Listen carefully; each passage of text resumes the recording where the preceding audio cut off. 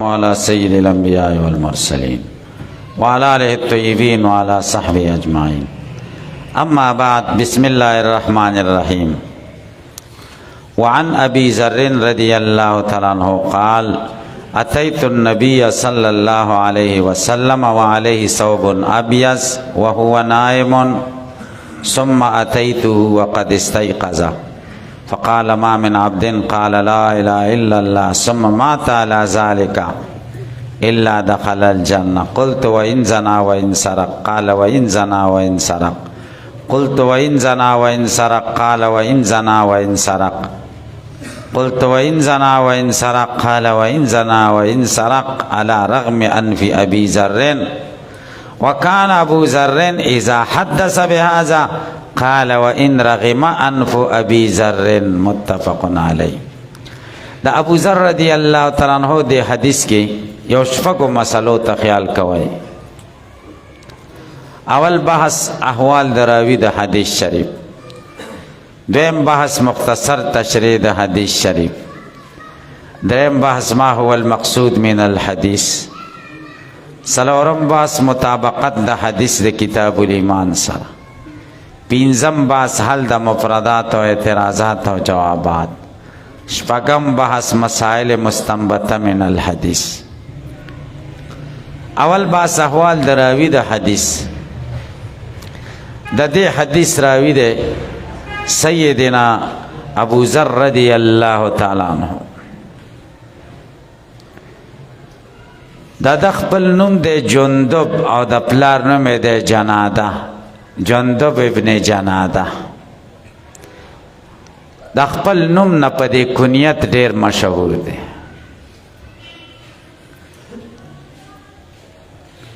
قدیم الاسلام دی، پنځم مسلمان دی، څلور تنان د دنه مخکې مسلمانان شوي. او د اسلام واقعه هم ډېره عجیبه ده چې د څنګه تکلیف کې ایمان راوړه. دا بنو غفار قبیلې سره تعلق دی، نو ابو ذر غفاري ورته وایي. بنو غفار قبیله مدینه منورې نه چې بدر لځې لاره کې یو ځای دی د غرونو منځ دی، هغې کې راځي. عقل یې اوس هم شته، آثار او نښې شته د ابوذر رضی الله تعالی عنه د کلي. وران وران دیوالونه او پخوانی آبادي او د ګټو غټ غټ دیوالونه اوس هم شته د ابوذر رضی الله تعالی عنه کلی. حضرت ابوذر رضی الله تعالی عنہ د اصحاب صفو نو، ځکه کور نو، واده نو، مدینه منوره کې خپلوان نو. د نبی کریم صلی الله علیه وسلم سره به سفر او حضر کې ملګری او د کار داو چې د نبی کریم صلی الله علیه وسلم احادیث به زده کول او قرآن به زده کول. چې نبی کریم صلی الله علیه وسلم به غزا لتلو نو ابوذر به ورسره ملګری و، او چې خالی اوقات به و بیا به د نبی کریم صلی الله علیه وسلم د کور خدمت کو. د نبی کریم صلی الله علیه وسلم د کور ضروریات به پورا کول. دا د درویشانه زندگی و، طبیعت درویشانه و، د دنیا سره ذره برابر تعلق او مینه او محبت هم نو. نبی کریم صلی الله علیه وسلم د تبوک غزا لته ډیره سخته ګرمي وه او ډېر خلکو خپې پکې وښویې دي. لورې ځای ته لاړه، پړاوې واچاو، ابوذر نشته. چا ورته ویلې قربان ابوذر هم نشته، وی ابوذر بس خبره یې پاتې شوې به یې څه عذر به ابوذر عذر دا و چې اوښې روانه کړې ده او سامان یې پې بار کړی دی چې د نبي علیه السلام سره ځم، او اوښې ډېره کمزورې ده نشي تللی. آخر مجبوره شوې چې اوښې مدینې ته ورخوشې کړې ده او سامان یې په شا کړی دی چې کوم د سفر ضروریات دی، پیادل روان شوی. خلق په اوښو پاسونو تبوک له روان دي او ابو ذر پیادل روان شوی چې نبی کریم صلی الله علیه وسلم سره د خلکو دا خبره کړي چې ابو ذر هم په پاتې خلکو کې دی، په پاتې کسانو کې. نبی علیہ السلام ورته نه ابو ذر داسې نه دی، د لرې ځای نه یو سیاهي ښکاره شوی دی چې تور سدي چې سره روان دي، پته نه لګي دشته ده چې انسان دی او که شی دی، چې رانږدې شوي چې خو انسان دی او څوک دی او په شا ایسه دي. نبی کریم صلی الله علیه وسلم وفرمایل چې ابو ذر شه، ابو ذر بای چې رانږدې شوی دی نو چې کتلی دی ابو ذر دی. تپوس یې کړه چې دا ولې ته څنګه لیټ شوې؟ وایي قربان اوښې را سره وفاداري ونه کړه، هغه مې واپس کړه او زه پیادل راغلم چې د رسول الله نه څنګه پاتې شم، که ورسېدم او که ونه رسېدم خو چې ورپسې روان یم.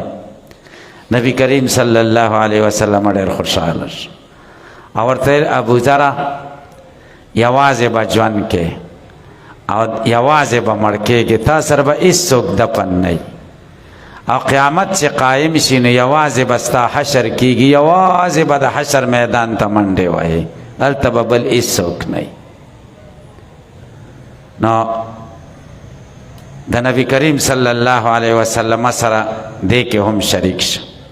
حضرت بریده رضی الله تعالی عنہ فرمایي چې ما د نبی کریم صلی الله علیه وسلم نه فرمایلی چې نبی علیہ السلام فرمایلی دي امرت بحب اربعه من اصحابي، ما ته خدای امر کړی چې زما صحابو کې د څلورو کسانو سره مینه وساتم، محبت ورسره وساتم. هغه څوک دي؟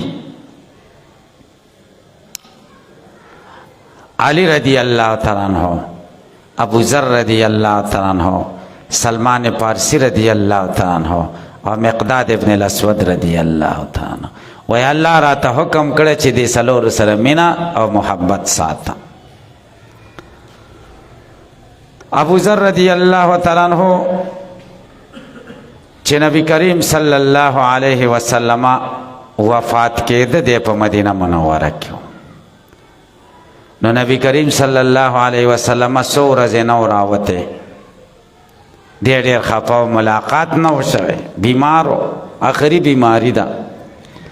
یو ځل یې څوک راولېږل چې ابو ذر راولی، ابو ذر یې کور له دننه که. ابو ذر سره نبی کریم صلی الله علیه وسلم ورته لاس اوچت کړه، ابو ذر ور نږدې شه. نبی کریم صلی الله علیه وسلم خبرې نه شوې کولی، ابو ذر له داسې نیغ وکتل. بس دا کتل سو چې د ابو ذر رضی الله تعالی عنہ د ژوند دنیا بدله شو. نبی کریم صلی الله علیه وسلم دا یو نظر د ابو ذر رضی الله تعالی عنہ د ژوند او د زړه ټوله نقشه بدله کړه. بیا نبی کریم صلی الله علیه وسلم وفات شو. ابو ذر مدینه منوره کې نشو اوسېدی، غزا ته شام له ولېږه. شام له چې لاړه څه وخت وروسته نو شام هلته د صحابه کرامو حالات ډېر بدل شوي وو. بدل سو چې مالداري او پراخي راغلې وه. ابو ذر دا نه برداشت کوله چې خلک دې بدل شي او چا سره پیسې ولي. د هغه عقیده او نظریه او سوچ دا و چې پیسې به څوک ځان سره نه ساتي، او زموږ د اسلام تعلیم خو دا دی چې زکات ادا کوي، پیسې ساتل خو څه بده خبره نه ده، فرایض دی. هغه وایي نه، پیسې به څوک ځان سره نه ساتي. هلته به خلکو سره خبرې اترې کولې. نو حضرت معاویه رضی الله تعالی عنہ وویرېده چې اختلاف جوړ نشي. دا خو مشر صحابي دی د نبي علیه السلام، د قدر خو خلکو له معلوم دی، هسې نه چې یو امت کې بې اتفاقي را نشي. عثمان رضی الله تعالی عنہ ته خبر وکړو چې ابو ذر که مدینې منورې ته درو غواړي نو ډېره مهرباني وي.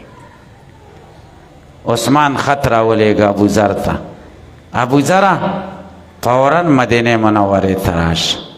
ابو ذر شپې هم ونه کتل، د شپې را روان شو چې د امیر المؤمنین عثمان ابن عفان رضی الله عنه حکم دی. چا ورته ویلې چې ته خو ډېر مقبول سړی، که خوښه دي د عثمان رضی الله عنه خلاف راپاڅېږه، موږ در سره ولاړ یو. ابو ذر ورته وایي قسم دی که عثمان رضی الله تعالی عنه راته حکم وکړي چې د دریاب غاړې ته لاړ شه او التا د ونو پاڼې خوره هم زه به د ده د امر مخالفت ونه کم، د امیر د امر مخالفت نه کوم. چې مدینې منورې ته راغی، مدینه منوره یې وکتله، جومات هم بدل شوی، عثمان رضی الله عنه ښایسته جوړ کړی، کورونه هم خلکو سم برابر کړي دي، ځکه پراخي راغلی ده د مال غنایم غنیمتونه، نه ده دا نه برداشت کوله. مدینه منورې هېڅ خوند نه ورکاوه، او بس 15-16 کسان به یې ځان باندې را جمع کړي او دا خبرې به ورته کوي چې والذین یکنزون الذهب والفضة ولا ينفقونها فی سبیل الله فبشرهم بعذاب علیم. او بد آیتونه به یې لوستل د درویشانه سوچ آیتونه. عثمان رضی الله عنه چې وکتل چې دا خلک پرې را جمع کېږي، هسې نه چې اختلاف جوړ نه شي یو له یو که نه داسې. عثمان رضی الله عنه ورته حکم وکړو چې ربضې ته لاړ شي. ربضه د مدینې منورې نه 300 میله لرې ده او صحرا ده، دشته ده، میدان دی، اوسه پورې پکې آبادي نشته، اوس هم دشته او صحرا ده. ورته چې ربضه کې به اوسېږي، به دی لاړ او ربضه کې اوسېده. یوه ورسره بیبي ده، یو ورسره خادم دی، یو ورسره څاروی دی، یوه ورسره چیلی ده د پیو، او یو ورسره لوښی دی، یو د اودس لوټه ده، یوه ورسره شړی ده. دا بس د ټولې دنیا اسباب دي ده. او یوه خیمه ده، خیمه یې والي چې د باران او د نور نه پې محفوظ ژوند تیری ملته. خلک ورځي ملاقات له، خو دې خوا نه راځي. د هجرت 22 کال دی، د عثمان رضی الله تعالی عنہ د شهادت نه 3 کاله وړاندې. سخت بیمار دی، بس دا د آخري بیماری ده، مرض الوفات دی. ښځه ډېره وارخطا ده چې اوس دې دشته کې مړ شي، ښه د ده غسل به څنګه کېږي، کفن به د څه نه ورکوم، د باندې به جنازه څنګه شي، دا به ښخوي څنګه، څوک به یې ښخوي. ښځه خو کمزوري ډېره خفه ده. د دې ربضې نه لاره تللې ده، د کوفې نه لاره راغلې ده، او دې لارې له وځي منډه کې غونډی ده، په هغې ودرېږي، ایسته ایسته وګوري که څه وکړي، هېڅوک هم نشته. ده ته بیا راشي، دی ورته وایي ته څنګه وارخطا یې؟ وایي زه وارخطا یم که ته دلته وفات شي اوس به څه کېږي؟ دی ورته وایي ما د خپل محبوب صلی الله علیه وسلم نه اورېدلي چې ما ته ویلي دي چې ځان له ځای کې به وفات کېږي او د مسلمانانو یو جماعت به راځي، هغه به ستا تکفین او تجهیز او جنازه کوي، او هغه به په مخ د ځمکه د ټولو انسانانو که خیر و خلق الله بهترین مخلوق وی، بهترین خلق وی. والله چې وی قسم مې د په خدای چې زم دروغ نه ویم، او په الله مې د قسم چې زما محبوب هم دروغ نه دی ویلی. ته ورخطا کېږه ما په دې کې هغې کتل چې د لرې نه دوړې ښکاره شي، یو جماعت روان دی، ګڼه ده، ډېر کسان دي. چې ورنږدې شوه ده، وایي څوک یې؟ وایي زه خو د ابوذر رضی الله تعالی عنه بیبي یم. وایي کم ابوذر؟ وایي د رسول الله صلی الله علیه وسلم ملګری. دا د حضرت عبدالله ابن مسعود رضی الله تعالی عنه او د ده د شاګردانو جماعت او دا د کوفې نه راته مدینې منورې ته تلو. طالبانو د دین او د حدیثو په مخ د ځمکه کې د ټولو نه غوره خلکو. عبدالله ابن مسعود چې واورېد چې ابوذر دی، دلته به ژړا شو، ځکه د ابوذر رضی الله عنه مکان او مرتبه خو عبدالله ابن مسعود ته معلومه وه. چې رانږدې شو ابوذر رضی الله تعالی عنه ته سلام یې وکړو. ابوذر ورته وایي زما خو آخري وخت دی ځم، خو ستا دی په خدای قسمي چې تاسو کې داسې څه کې ما ته کفن راکئ او د داسې سړي په کپړه کې ما ته کفن راکئ چې هغه یوه ورځ هم په حکومت کې کار نه کړی، وظیفه یې پکې نه اجرا کړي. د عبدالله ابن مسعود په ملګرو کې یو سړی و، هغه ورته ویلې کاکاجي په الله مې د قسمي چې یوه ورځ مې حکومت کې کار نه دی کړی، نه مې تنخواه اخیستې، او زما دا څادر دی مور مې په خپل لاس باندې جوړ کړی دی، او دې کې به کفن درکړو. نو ډېر خوشحاله شه، بس وایي په همدې کې کفن راک. نو ابو ذر رضی الله تعالی عنہ په دې خبرو کې وفات شو. ماغه سیس کې ماغه صادر کې کفن ورکو. او عبدالله ابن مسعود رضی الله تعالی عنہ او د مرګرو د غسل تنظیم وکړو. اول تر ابزه کې او دشت او صحرا کې قبر بندوبست وکړو. هلته په جنازه وکړه او دفن شو. او د خیمه را ورانه کړه او دا محدود سیزونه دا لږ سیزونه را واخیستل او د بیبي او خادم ځان سره مدینه منورې ته را روان کړه. د ابو ذر رضی الله تعالی عنہ یادګارونه او د هغه یادونه همیشه ختم شو. هغه چې د نبی کریم صلی الله علیه وسلم صحابه به میلاوېدل او ابو ذر رضی الله تعالی عنہ باندې د رسول الله صلی الله علیه وسلم د وخت یادګارونه تازه کول، تسلی به پې کول، هغه بالکل ختم شو. ابو ذر رضی الله تعالی عنہ به چې حدیث بیاناو نو یو لړزان به پې راغی، رنګ به متغیر شو. دا به ویلی سمعت حبیبی صلی الله علیه وسلم، د محبوب نه مې دا خبره اورېدلې ده. په حدیثو کې انتهایی درجه محتاط و، دې وجې نه ډېر کم روایات د ده نه شوي دي. او د نبی کریم صلی الله علیه وسلم نه ډېر تپوسونه کړي، د هغې باره کې ډېر احادیث دي. دا حدیثو بس دي 281 دي. 22 هجری کې دی وفات شو د عثمان رضی الله تعالی عنہ خلافت کې. دی وای اتیت النبی صلی الله علیه وسلم، زه نبی کریم صلی الله علیه وسلم ته راغلم وعلیه ثوب ابیض، او په ده سپینه کپړه خوره وه. وهو نائم، په داسې حال کې چې دی ویده و. څه دپاره راغلی و دی چې د نبی علیہ السلام مزاج پرسی وکړي چې د نبی علیہ السلام طبیعت او مزاج څنګه دی. دا بیماری حالت نه و، هسې راغی. نو خوب نه مې راپانسو. ثم اتیتو، بیا راغلم وقد استیقظ، او راویښ شوی و.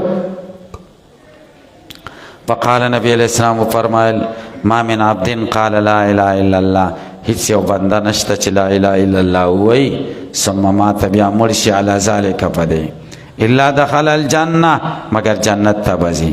قلت وان زنا وان سرق، اگر که زنا او غلا کړي بیا به هم جنت ته ځي. قال وان زنا وان سرق، اگر که زنا کړي غلا کړي بیا به هم جنت. قلت وان زنا وان سرق، قال وان زنا وان سرق. قلت وان زنا وان سرق، قال وان زنا وان سرق. على رغم انف ابي ذر، اگر که د ابو ذر پوزه پس خاور سپیره شي، ابو ذر پې خفه شي، بیا به هم جنت ته ځي. هسې خوشطبي ورسره وکړه. وکان ابو ذر اذا حدث بهذا، ابو ذر به چې کله دا حدیث انف سپیره شي، د محبوب صلی الله علیه وسلم آداب ذکر کوله استلزازا. مقصد د حدیث شریف، حدیث کې د ایمان منجیه بیان دی او ترغیب دی علی استدامت الایمان، او د دې خبرې بیان دی چې خاتمه لره اعتبار دی او ثمره د ایمان د چې دخول د جنت دی. غرض د صاحب مشکات رد دی په معتزله او خوارجو. سرقی او زنا باوجود جنت ته تلل د دې دلیل دی چې مرتکب د کبیره خارج عن الایمان هم نه دی لکه معتزله چې وایي، داخل فی الکفر هم نه دی لکه خوارج چې وایي. څلورم بحث مطابقت د حدیث کتاب الایمان سره. حدیث کې ثمره د ایمان او کتاب الایمان کې د همدغه خبرې ذکر دی، نه مناسبت واضح دی. پنځم بحث حل د مفردات. وعلیه ثوب ابیض، دا جمله اسمیه د اتیتو د مفعول به د پاره حال واقع شوی چې النبی صلی الله علیه وسلم. علیه خبر مقدم دی، ثوب ابیض موصوف او صفت مبتدا مؤخره ده.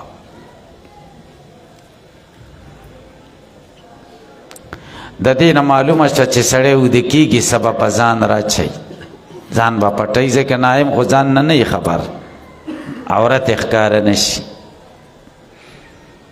وهو نائم، دا حال دی د مفعول به نه، نو دا به بیا حالین مترادفین شي. او یا حال دی د هغه ضمیر نه چې کم ضمیر په متعلق د علیه کې دی، نو بیا به دا حالین متداخلین شي.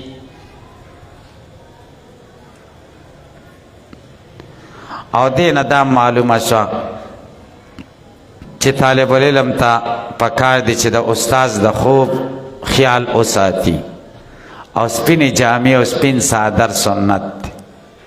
صحیح شو. تور پټکی څنګه دی؟ تور لباس ښه نه دی، تور لباس ښه نه دی، سپین ښه دی، ځکه حدیث شریف کې دي د سمره ابن جندب حدیث دی شمائل ترمذی کې رسول الله صلی الله علیه وسلم فرمائے البسوا البیاض فإنها اطهر واطيب، سپینې جامې اچوئ دا پاکیزه دي، وکفنوا فیها موتاکم، مړو تم په دې کې کفن ورکړئ. دا قولی حدیث د سپینې جامې باره کې. تور پټکی څنګه دی؟ یو غټ عالم دی هغه کتاب کې لیکلي چې تور پټکی صحیح نه دی، وایي دا شي اهل تشیع سره مشابهت راځي، خدا خبره ټیک نه ده. او چې کوم حدیثو کې د تور پټکی ذکر راغلی نو هغه ویلي چې نبی علیہ السلام به تیل ډیر استعمالول او دا چې کوم دی د سفر په اوقاتو کې راوي سپین لیدلی چې د تیلو اثر پې دی نو دله تور ښکاره شوی، کني تور وایي نبی علیہ السلام نه دی اچولی. دا ضعیفه قول دی، بیخي انتهایی ضعیفه دی. د تور پټکی باره کې ګڼ احادیث دي چې تور پټکی مسنون دی. یو څو احادیث ته غوږ ونیسئ. اول حدیث د مسلم شریف دی او د ترمذی او د ابن ماجه او د مصنف ابن ابي شیبه. عمرو ابن حریث د خپل پلار نه روایت کوي، هغه وایي ان النبي صلی الله علیه وسلم خطب الناس وعليه عمامة سوداء، نبی علیہ السلام خلکو له خطبه ویلي او تور پټکی په سر و. دویم حدیث دا هم د مسلم شریف او د ترمذی دی او بیهقی شعب الایمان کې ذکر کړی د جابر ابن عبدالله روایت دی ان النبي صلی الله علیه وسلم دخل یوم فتح مکه وعلیه عمامة سوداء، مکه چې فتح شو نبی علیہ السلام مکه مکرمه ته ننوتو نو په سر تور پټکی و. دریم حدیث د جعفر ابن عمرو ابن حریث عن ابي، هغه وایي کأني انظر الى رسول الله صلی الله علیه وسلم علی المنبر وعلیه عمامة سوداء قد ارخى طرفیها بین کتفی، لکه زه چې اوس ورته ګورم نبی کریم صلی الله علیه وسلم په منبر ناسو، په سر تور پټکی او دواړه شملې د ولو په منځ کې اچولې. څلورم حدیث حسن فرمای کانت عمامة النبی صلی الله علیه وسلم سوداء، د نبی علیہ السلام عمامه پټکی تورو. پنځم حدیث عبدالله ابن بصر وی بعث رسول الله صلی الله علیه وسلم علی ابن ابی طالب الى خیبر فعممه بعمامة سوداء ثم ارسلها من ورائی او قال على کتفه اليسرى. دا تبرانی حدیث دی. نبی علیہ السلام علی رضی اللہ تعالیٰ عنہ خیبر تا لیگا، پٹکے ور پسر کا او تور پٹکے او دا شملہ گس طرف تراز وڑن دکڑا داسی.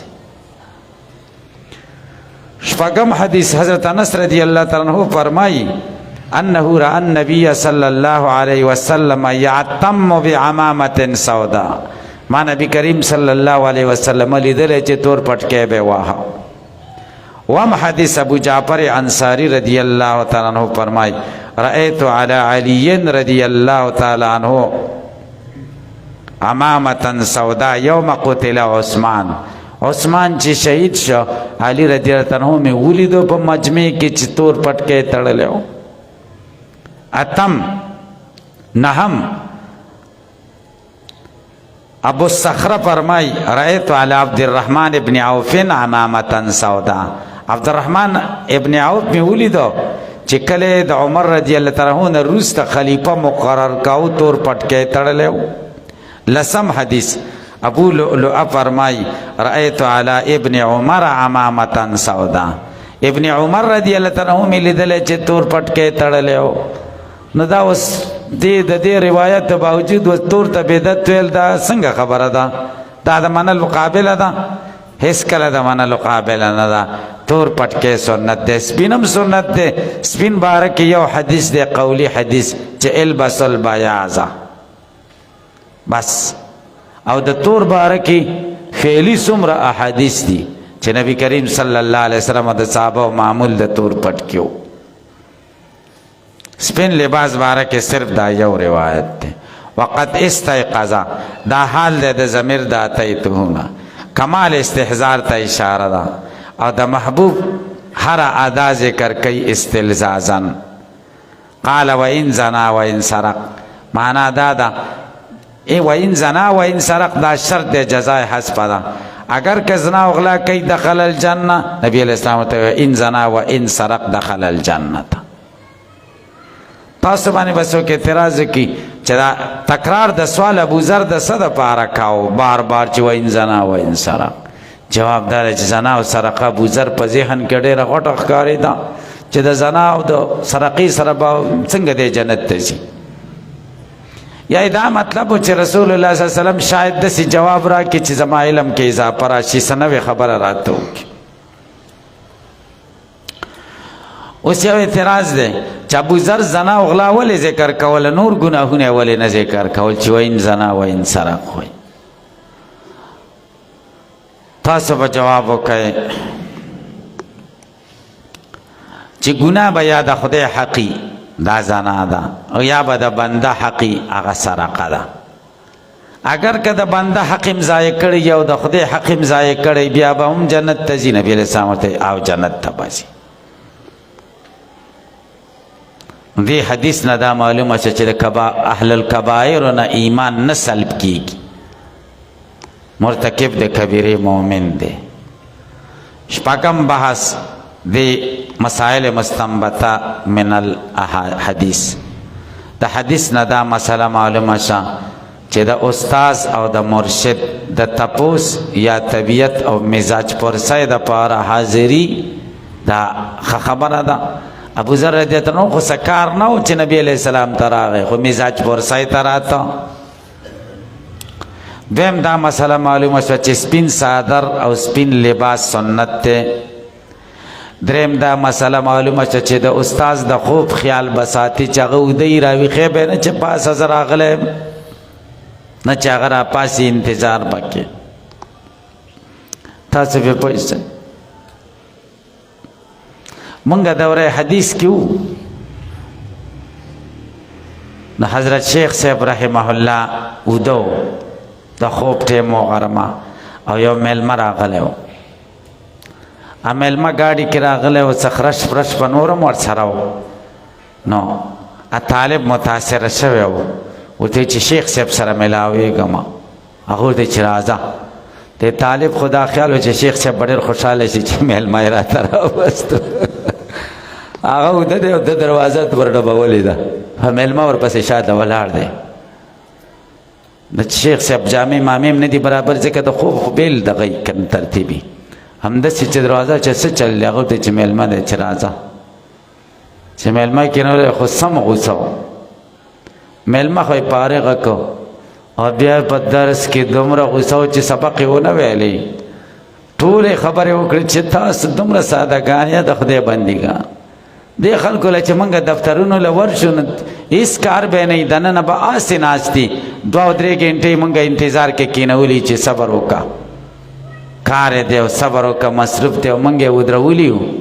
تاسو به دینور ته ودرولی وو، یوه ګنټه چې دې ته د علماو قدر معلوم شوی، مسئلې تپوس یې کوه او تا په ما داسې راننویسته جامې مې هم صحیح نه وي اچولې. داسې نه ده په کار. د دې حدیث نه معلومه شوه چې خوب نه به نه خرابی، بیا به ورځي وقت استيقظ نه دا معلومیږي.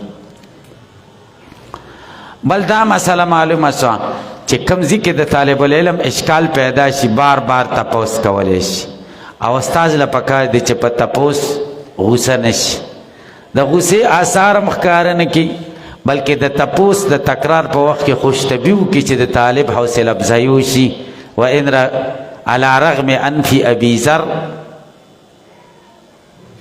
او خوشطبعي جایز ده چې طالب العلم سره خوشطبعي وشي. د بل حدیث ته وګورئ. وعن عبادة بن صامت قال قال رسول الله صلى الله عليه وسلم. اول دراوی تیر شوی، مختصر تشریح د حدیث ته وګورئ. رسول الله صلی الله علیه وسلم فرمایي من شهد لا اله الا الله، څوک چې گواهیو کې د دې خبرې چې نشته بل معبود موجود مگر یو الله دی، وحده تنها دی، لا شریک له شریک ورسره نشته، وان محمدا عبده ورسوله وان عیسی عبد الله ورسوله وابن امتی، د خدای د بندې زوی دی، وکلمته د خدای کلمه ده، القاها الی مریم، رسولې د مریم ته، القاها معنا اوصلها، وروح منه داسې روح دی چې کائن دی او صادر دی د الله نه، او جنت او دوزخ حق دی، دا عقیده ادخله الله الجنه، دا بنده به خدای جنت ته بوځي، علی ما کان من العمل، په کم عمل کې کوي، که ښه که لږ او که ډېر او که ښه او که بد عملي جنت ته به ځي.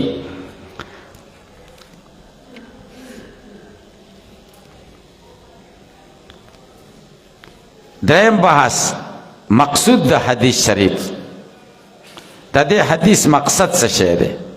الترغیب الی الایمان وبیان ثمرات الایمان وبیان بعض اجزاء الایمان من المبدأ والمعاد. او حاصل او خلاصه د حدیث دا ده چې عقیده اسلام کې د داخلي د پاره د تمام باطل او عقاید نه د براءت اعلان ضروری دی، د نور باطل او عقیدونو په براءت اعلان کې البته مؤمن جوړي. سلورم باس مطابقت د حدیث د کتاب الایمان سره، حدیث کی ترغیب الایمان او بیان د ثمرات د ایمان او وضع د کتاب الایمان د همدې غرض د پاره شوی. حل د مفرداتو شهادتو، شهادت هغه تلفظ ته وایي چې د زړه د خلوص او د اعتقاد نه وشي، صرف زبانی اقرار ته شهادت نه وایي. او وحده دا تاکید دی د لا شریک د پاره، دا تاکید دی. ګورئ لا اله الا الله توحید شکر، وحده دا آیه تاکید شه، لا شریک له تاکید بعد تاکید دی، لا شریک له وحده شکر او وحده لا اله الا الله شه. مقصد د دریوانو یو دی. وابن امته د امه اضافت الله ته تشریفا دی، لکه بیت الله ناقۃ الله. او کلمته کلمه د خدای ده، کلمه خو ما یتکلم به ته وای. حضرت عیسی علیہ السلام ته څنګه کلمه ویل شو؟ جواب دا ده حضرت عیسی علیہ السلام بغیر د ظاهری اسبابونه په کلمه د کن پیدا شوی و، نو ځکه ورته کلمه وای. دا تسمیه د معلول ده چې عیسی علیہ السلام د په اسم د علت سره چې کلمه د کن ده. تاسو باندې به اعتراض وارد چې ټول خلق په کلمه د کن پیدا شوي. اذا اراد شیئا ان یقول له کن فیکون، دا ټول خلق په کلمه د کن پیدا شوي. عیسی علیہ السلام ته کلمه ولی وای؟ تخصیص څه پیدا شو؟ تاسو به جواب کې د باقی مخلوقاتو په پیدایش کې ظاهری اسباب هم کار آمدو، او د عیسی علیہ السلام په پیدایش کې ظاهری اسباب بالکل نو، ځکه ورته کلمت الله وای. دویم جواب دا د کلمت الله ورته ځکه وای چې د کلمه د مور په براءت کې مؤثره ثابته شوې وه.